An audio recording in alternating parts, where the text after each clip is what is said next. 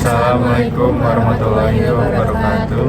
Kami dari kelompok 6 mata kuliah Sistem Informasi Manajemen Universitas Pakuan, kami akan berdiskusi mengenai materi Sistem Informasi Manajemen itu sendiri. Sebelumnya, perkenalkan saya Dwi Narga Putri dengan NPM 02112228 dan teman Saya Riko Saputra Pratama dengan NPM 02112288. Saya Anastasia Silviani dengan NPM 0211222304. Saya Melia Fauzia dengan NPM 0211222300. Kira-kira kalian di sini ada yang tahu nggak sih apa itu sistem informasi manajemen?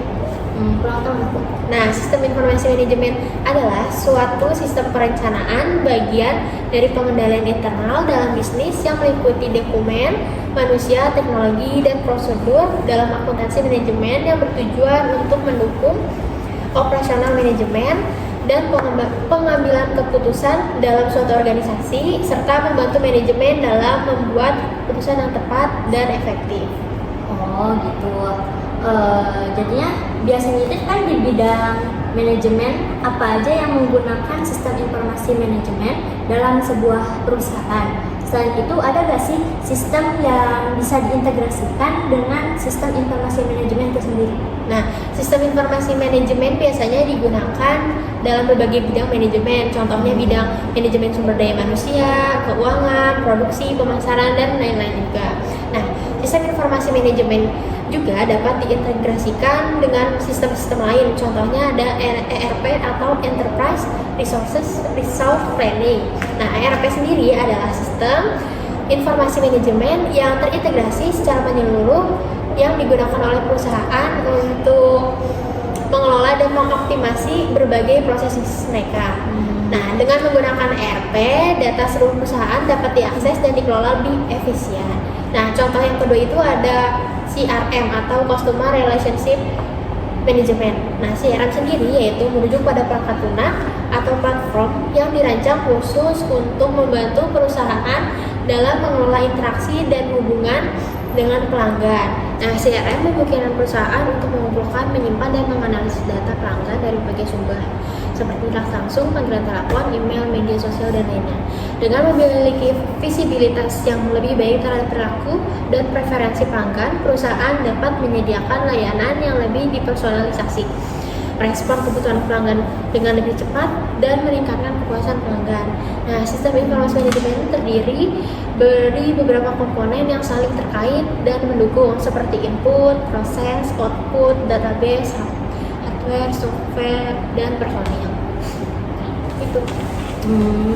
Nah, setelah kita tahu tentang pengertian sistem informasi manajemen, apa sih manfaat penting sistem informasi manajemen bagi sebuah perusahaan? Nah, sebenarnya manfaat penting sistem informasi manajemen dalam perusahaan itu udah banyak ya. Nah, saya akan menyebutkannya.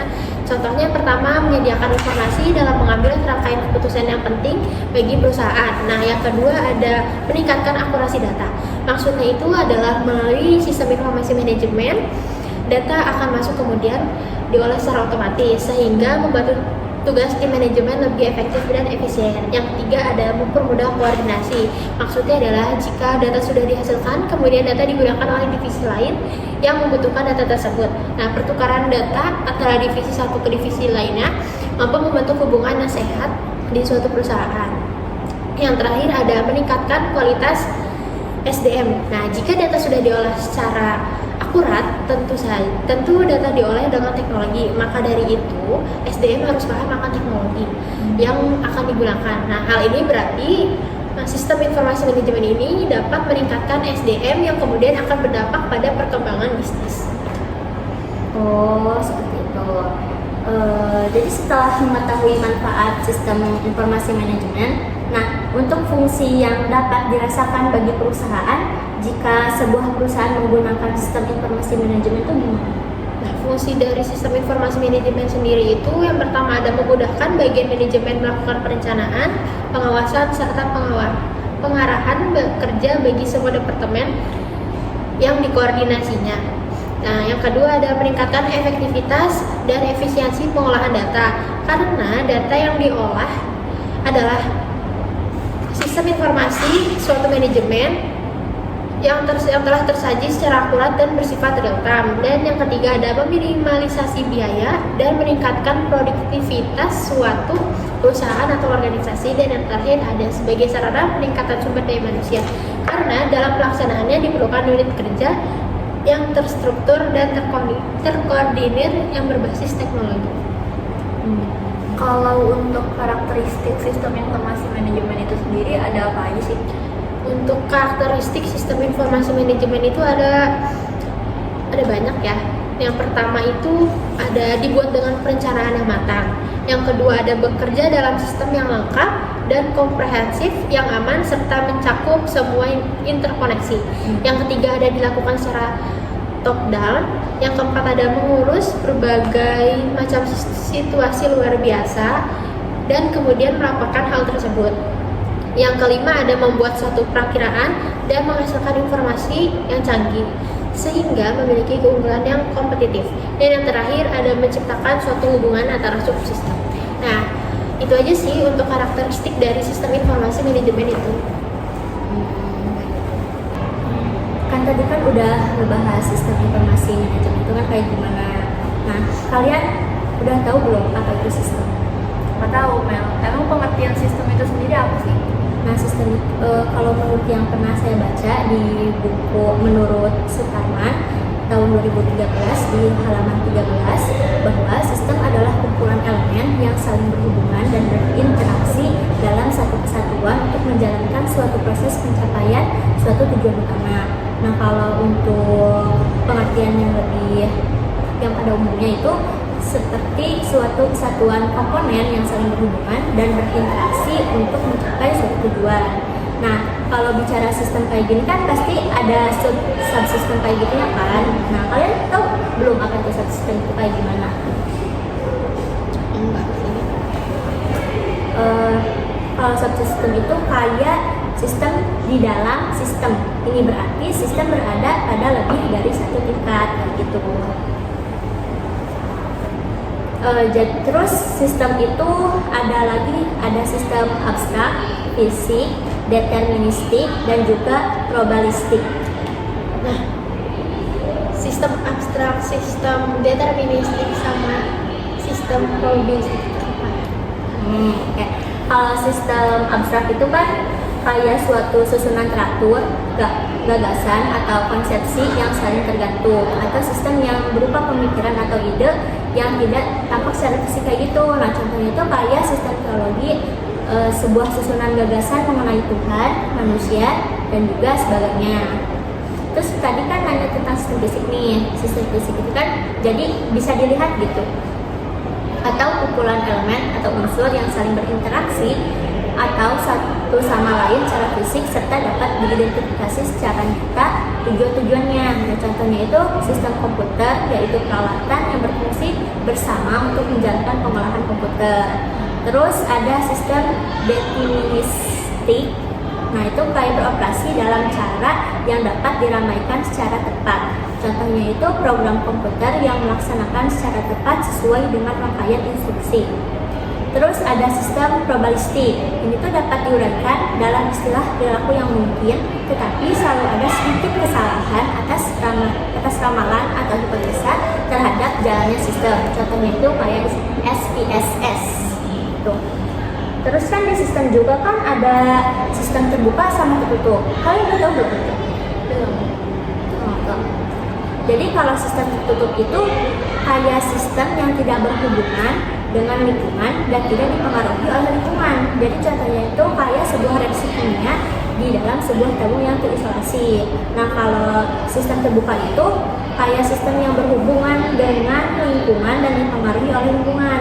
Jadi contohnya itu kayak sistem pemanas yang mendapatkan inputnya dari perusahaan listrik dan menyediakan panasnya bagi gedung atau ruangan yang dipanasinya. Nah, terus di sistem ini juga ada sistem alamiah dan juga buatan manusia. Kamu udah tahu juga? Belum. Oh, belum juga. Oke, jadi kalau sistem alamiah itu kayak sistem yang terjadi secara alamiah, jadi tanpa campuran tangan manusia, atau sistem yang terjadi melalui proses alam yang telah ditentukan oleh Tuhan mestinya, tidak dibuat oleh manusia. Ya contohnya ya kayak sistem tata surya ini, bumi ya kayak gitu. Terus kalau sistem buatan manusia itu kayak yang dibuat oleh manusia, contoh itu sistem komputer, mobil, sama telekomunikasi. Terus sistem juga ada konseptual. Kalian udah tahu juga? Belum juga.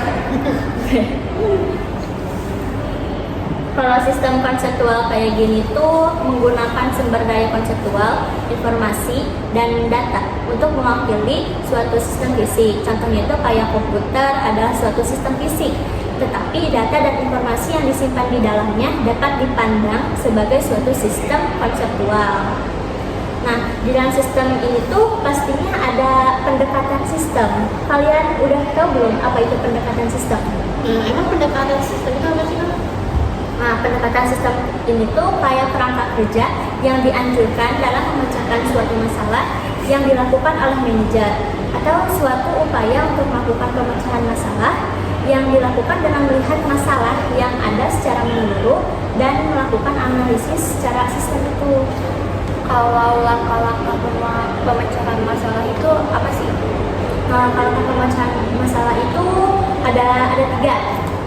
Ada usaha persiapan, itu dari manajer memandang perusahaan sebagai suatu sistem dengan memahami lingkungan perusahaan dan mengidentifikasi subsistem dalam perusahaan. Nah, yang kedua ada usaha definisi. Ini tuh kayak manajer bergerak dari tingkat sistem ke subsistem dan menganalisis bagian sistem menurut suatu urutan tertentu. Nah, yang terakhir itu ada usaha solusi. Manajer mengidentifikasi berbagai solusi alternatif, berkilau, memilih yang terbaik, menerapkannya, dan melakukan tindak lanjut untuk memastikan bahwa solusi itu berjalan sebagaimana mestinya. Nah, kan sistem informasi itu pasti ada revolusinya ya? Ya. Nah, bisa nggak sih dijelasin revolusi dari sistem informasi itu sendiri? Oh ya, jadi revolusi sistem informasi ini pada tahun 1950 sampai 60-an lah. Komputer ini tuh ditetapkan di ruangan besar dan hanya boleh disentuh oleh spesialis komputer perusahaan. Jadi yang udah berilmu yang boleh pegang komputer itu. Nah, kalau di zaman sekarang itu otomatisasi kantor telah berkembang dengan aplikasi seperti telekonferensi, voicemail, email, dan juga lain-lain. Nah, tadi kan kita udah bahas soal manajemen information system sama sistemnya itu sendiri. Nah, di sini aku mau bahas tentang informasi. Nah, informasi adalah data yang diolah menjadi bentuk yang memiliki arti bagi si penerima dan bermanfaat bagi pengambilan keputusan saat ini atau mendatang. Nah, di manajemen information system ini ada sistem informasi. Sistem informasi itu apa sih? Sistem informasi adalah suatu sistem di dalam suatu organisasi yang mempertemukan kebutuhan pengolahan transaksi harian, mendukung operasi, bersifat manajerial dan kegiatan strategi dari suatu organisasi dan menyediakan pihak luar tertentu dengan laporan-laporan yang diperlukan. Nah, beberapa konsep dasar informasi menyangkut beberapa hal, yaitu di jenisnya itu ada informasi formal dan informal. Informasi formal itu yang dihasilkan dari dalam organisasi, sementara informal yang berasal dari luar organisasi. Ciri-ciri informasi itu terbaru, tepat waktu, relevan, konsisten, penyajian dalam bentuk yang sederhana. Lalu penggunaan informasi ada 3, yaitu low level managers, middle level managers, dan top level managers. Nah, kalau untuk fungsi dari informasi itu sendiri apa sih? Fungsi dari informasi itu sendiri yaitu untuk meningkatkan pengetahuan bagi si pemakai, untuk mengurangi ketidakpastian dalam proses pengambilan keputusan pemakai, dan menggambarkan keadaan yang sebenarnya dari sesuatu hal. Peran apa saja sih yang dimiliki sistem informasi dalam bisnis? Ada 3 peran. Yang pertama itu mendukung proses dan operasi bisnis. Yang kedua, mendukung pengambilan keputusan para pegawai dan manajernya. Yang ketiga, mendukung berbagai strategi untuk keunggulan kompetitif. Oh, nah kalau untuk pengelolaan sistem informasi sendiri itu gimana? Untuk pengelolaannya itu ada top management, di mana mereka yang bertugas untuk perencanaan strategis, kebijakan, dan pengambilan keputusan. Terus ada middle management yang bertugas atas perencanaan taktis dan pengambilan keputusan. Terus ada low management yang bertugas atas perencanaan, pengawasan operasi, dan pengambilan keputusan. Lalu ada operator yang bertugas dalam pemrosesan transaksi dan respon permintaan. Nah, kan tadi kan kita udah tahu nih apa itu sistem informasi. Nah, kalau tujuan dari sistem informasi itu sendiri apa sih? Nah, tujuan dari sistem informasi itu menyajikan informasi untuk pengambilan keputusan pada perencanaan, pengorganisasian, pengendalian kegiatan operasi subsistem suatu perusahaan, dan menyajikan sinergi organisasi pada proses. Nah, di sini ada tahapan dalam pengembangan sistem. Ada 5 tahapan, yaitu tahapan perencanaan sistem, tahap analisis sistem, tahap rancangan sistem, tahap penerapan sistem, dan tahap pemeliharaan sistem. Untuk sistem informasi ini punya beberapa pendekatan dalam pengembangan sistemnya. Dipandang dari metodologi, ada pendekatan klasik dan pendekatan struktur. Lalu dilihat dari sasaran yang dicapai, ada pendekatan sepotong dan pendekatan sistem. Dari cara menentukan kebutuhan sistem, ada pendekatan bottom up, pendekatan top down, dan pendekatan sistem menyeluruh, dan juga pendekatan moduler. Terus untuk teknologi yang digunakan, ada pendekatan lompatan jauh dan pendekatan berkembang. Gimana sih buat pengembangan sistem itu, ada alat apa aja sih untuk penerapannya?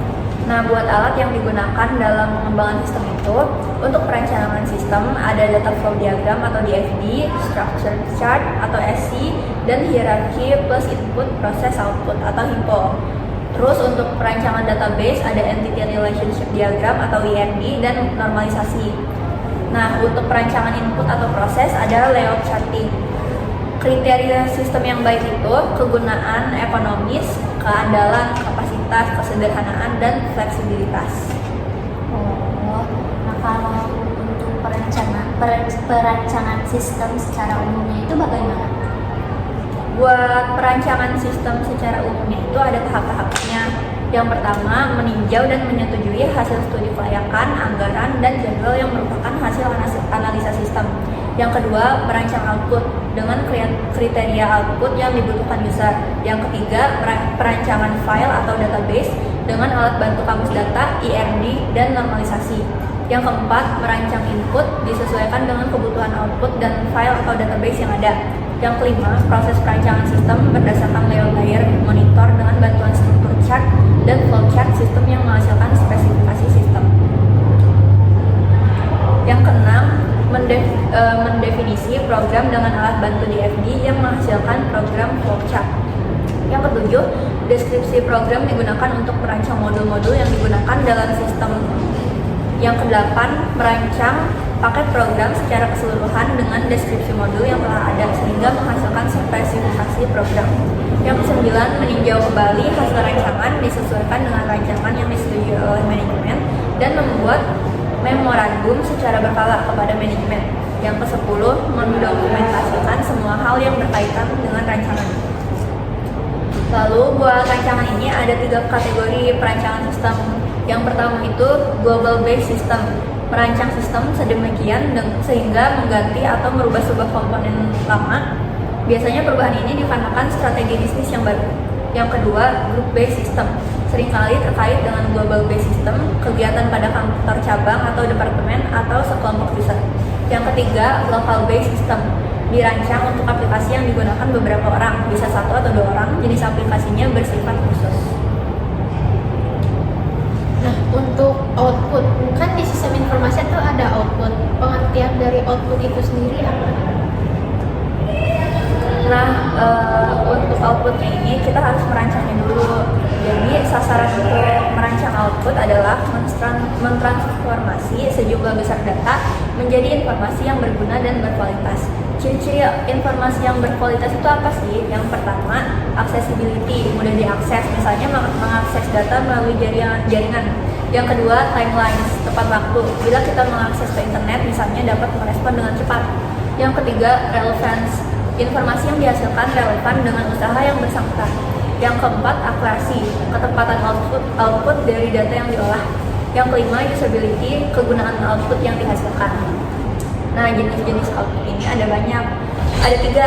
Yang pertama itu internal output, laporan digunakan oleh manajer dan bagian lain dalam organisasi. Yang kedua, external output, laporannya dikirim kepada customer, klien, atau pihak lain dari organisasi.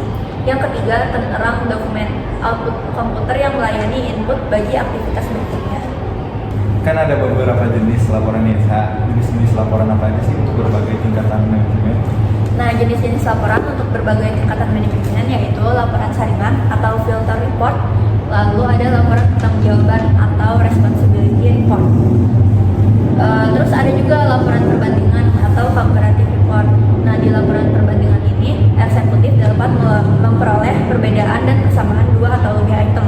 Dengan perbandingan user mendapat posisi yang lebih baik untuk mengambil keputusan yang rasional. Lalu jenis-jenis laporan perbandingan itu ada laporan dengan format horizontal dan laporan dengan format vertikal. Nah, yang ketiga ini ada laporan counterbalance, laporan pemantauan. Digunakan oleh eksekutif untuk memantau simpangan atas standar anggaran, kuota, rencana, atau benchmark. Klasifikasinya itu laporan simpangan atau variance report dan laporan pengecualian atau exception report. Nah, saya sendiri ingin menjelaskan sistem informasi manajemen. Kegunaan fungsi manajemen itu supaya informasi yang dihasilkan oleh sistem informasi dapat berguna bagi manajemen. Maka analisis sistem harus mengetahui kebutuhan informasi yang dibutuhkannya, yaitu dengan mengetahui kegiatan-kegiatan untuk masing-masing tingkat level manajemen dan tipe keputusan yang diambilnya. Nah, gimana sih sebuah sistem informasi manajemen yang mengolah data menjadi informasi itu bekerja? Cara kerja sistem informasi manajemen adalah dengan mengumpulkan data, mengolah data, dan menyimpan data pada database terpusat, di mana data kemudian diolah menjadi informasi, kemudian dapat diakses dan diupdate oleh semua orang yang memiliki wewenang sesuai dengan tujuan mereka. Nah, kan tadi kan udah ditanya tuh bagaimana sistem informasi itu bekerja. Nah, kalau contoh peran dari sistem informasi manajemen itu untuk mencapai keunggulan strategis itu apa sih kok? Peran sistem informasi manajemen untuk mencapai keunggulan strategis dapat dicontohkan pada suatu perusahaan yang memutuskan untuk mengubah seluruh datanya menjadi basis data dengan alat penghubung standar seperti alat penghubung browser, web, sehingga memungkinkan berbagai informasi dengan para sekutu-sekutu bisnis. Oh, jadi kalau kayak gitu, apa yang terjadi jika sistem informasi manajemen tidak berjalan dengan efektif? Ada banyak cara, ada pun beberapa kerugian lainnya jika tidak ada sistem informasi manajemen dalam sebuah organisasi. Misalkan aksesibilitas data yang tersedia tidak akan akurat bagi para pemakai. Selanjutnya tidak tersedianya kualitas dan keterampilan dalam memanfaatkan sistem informasi secara kritis. Selanjutnya proses perencanaan yang tidak efektif. Kenapa sih sistem informasi manajemen itu sangat penting di saat ini?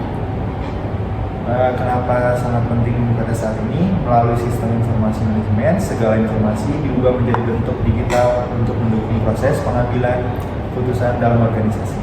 Di samping itu, pada implementasinya sistemnya, setiap perusahaan tentu memiliki kebijakan tersendiri.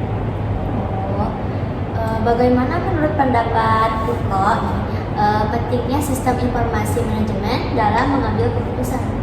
Pentingnya saya dalam sistem informasi manajemen ini sangat membantu manajemen dalam pengambilan keputusan, di mana pengambilan keputusan itu sendiri adalah proses memilih suatu alternatif dari beberapa alternatif yang ada dengan mempertimbangkan efektivitas dan efisiensi dalam pencapaian suatu tujuan organisasi.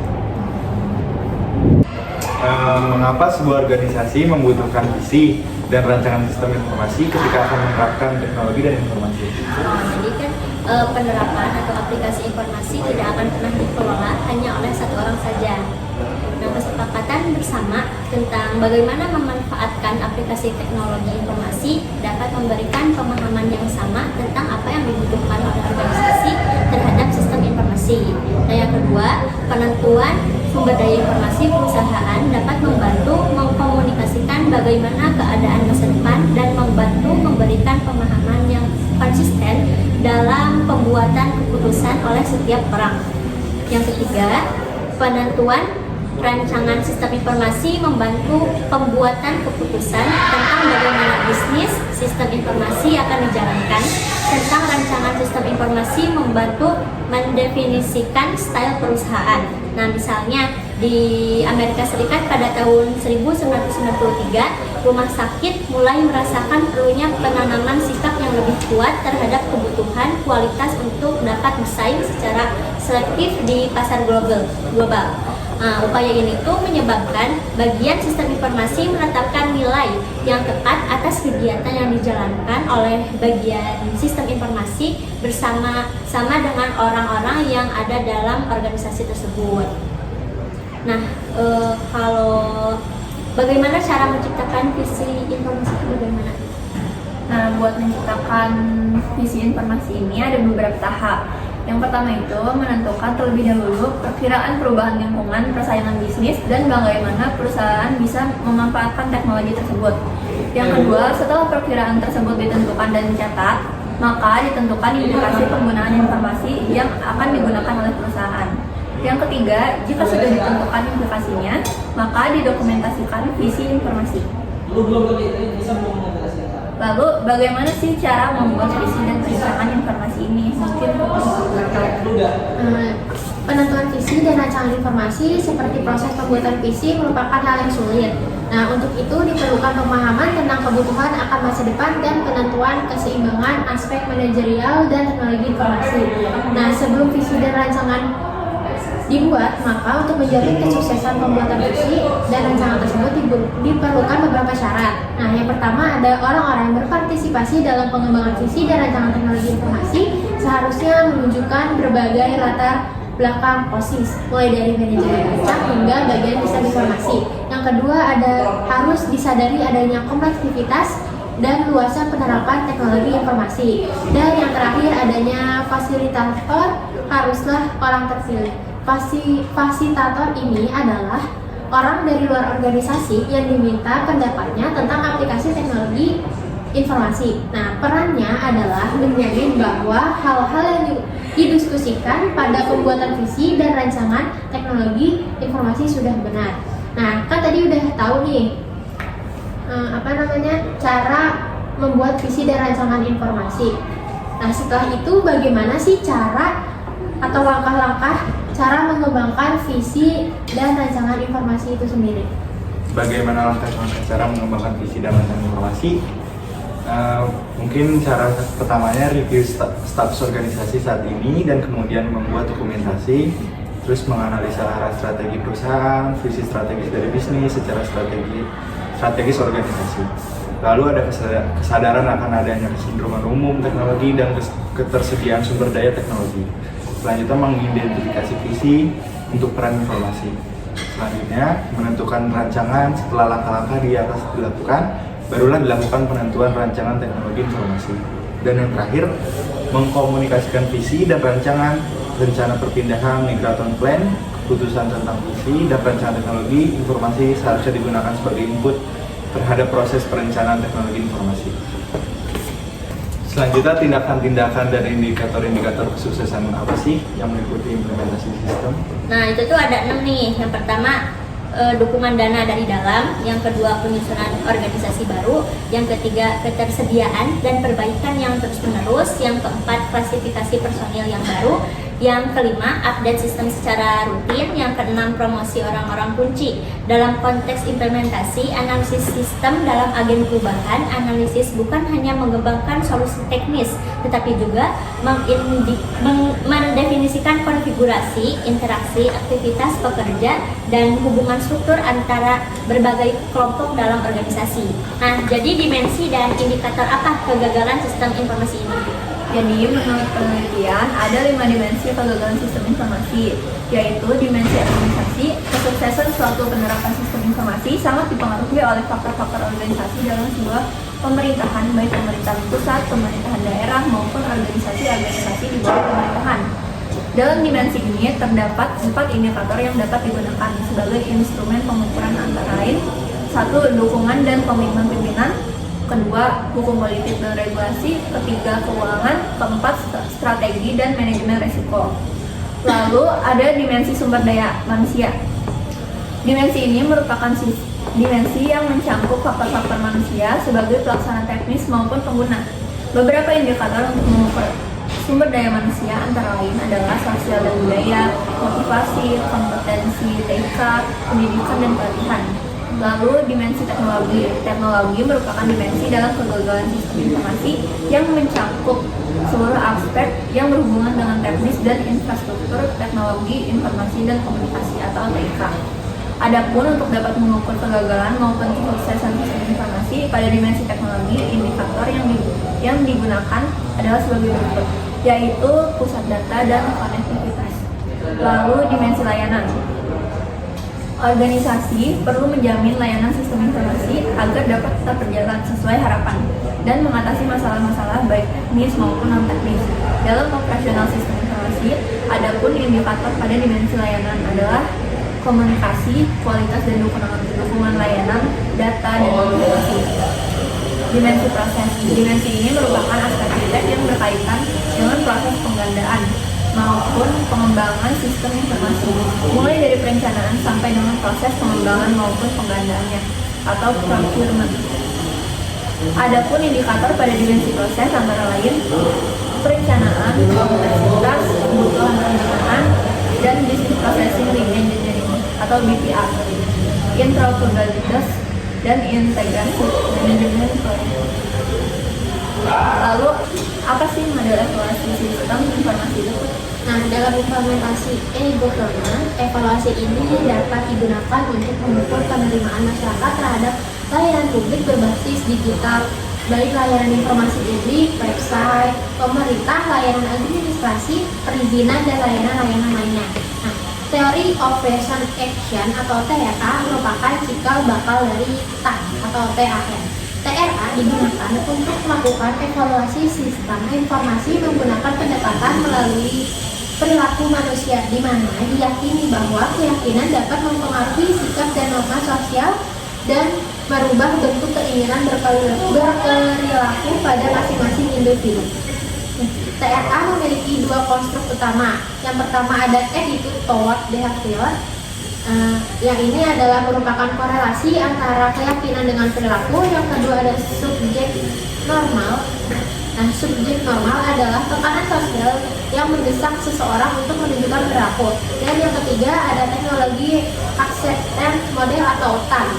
Nah, TAM sendiri itu memiliki 3 variabel untuk melakukan analisa maupun evaluasi sistem informasi. Yang pertama ada perceived usefulness, yaitu level di mana manusia memiliki kepercayaan terhadap sistem informasi, di mana sistem tersebut mampu meningkatkan kinerja. Yang kedua ada perceived ease of use. Nah, ini merupakan level di mana manusia memiliki kepercayaan bahwa dengan menggunakan sistem informasi akan memudahkan. Nah, dan yang terakhir ada intention to use. Nah, ini adalah kecenderungan manusia untuk menggunakan sistem informasi. Ya mungkin sekian diskusi kami tentang materi manajemen information system ini. Kurang lebihnya mohon maaf. Wassalamualaikum Waalaikumsalam warahmatullahi wabarakatuh. Dadah.